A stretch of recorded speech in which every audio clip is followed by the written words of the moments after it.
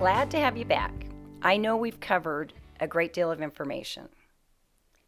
In this tutorial, we're going to talk about how to manage your time and make life a little bit easier for you as a real estate investor. You've already been out of the house looking at markets and potential properties. What else can you spend your time on? Well, you start by putting your activities in writing and have a plan such as working 30 minutes a day before you get distracted by your otherwise normal routine. I always do that work before I check my email, for example, because I'm so easily distracted by email. Remember, this isn't a race. Careful investing takes time and patience in order to avoid risks and mistakes. I'll give you a sample week's worth of activities in a minute. But first, let's talk about good old procrastination. You know how it is.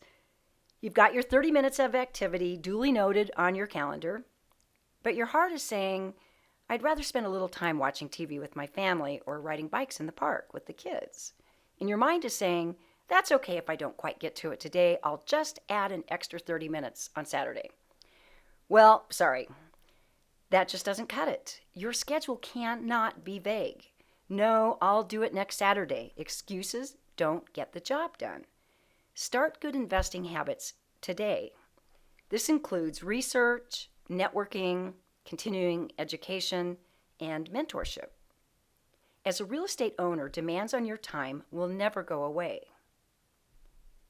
Why not get in the habit now of spending some quality time on your business each and every day?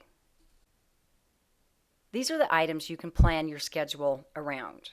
I'll leave it up to you to organize a system that works best for you, but let me give you a sample. Let's talk about Monday, Tuesday, Wednesday, Thursday, Friday, and how you can assign your specific activities on your calendar. So Monday could be research, and that's where you'll cover submarket data, sold and rent comp research, market news, market trends, news on your asset class, renovation trends, that type of thing. On Tuesday, devote your time to networking. You can network via email, social media, in person, or phone calls. Focus on groups and clubs, industry associations and events, and friends and family. Also, you've already connected with some brokers, but continue that networking. Go back to the list of team members and write down everyone you can think of that you know personally that you can reach out and connect with. On Wednesday, it's all about sourcing deals. Networking is the best way to find deals, but you can also look online and you can go get your feet in the street. On Thursday, let's devote our time to deal analysis. This is where you'll practice analyzing the asset classes in your market of choice. And note that as you run the numbers on specific deals, you begin to develop a baseline for that market. And then Fridays, you can build your investment library. So look for articles, blog posts, forms and documents, and especially things like landlord documents, local housing codes, housing compliance issues, things specific to your market. Lastly, don't try to play catch up. It never works. But also, don't be hard on yourself if you get off track.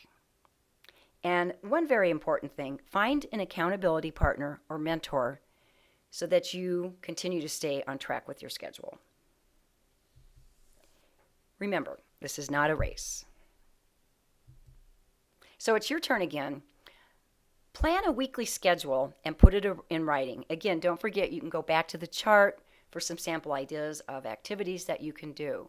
The key here, though, is consistency. Commit to X amount of time on a daily schedule. And after a while, it'll become a natural habit for you, and you might even enjoy it.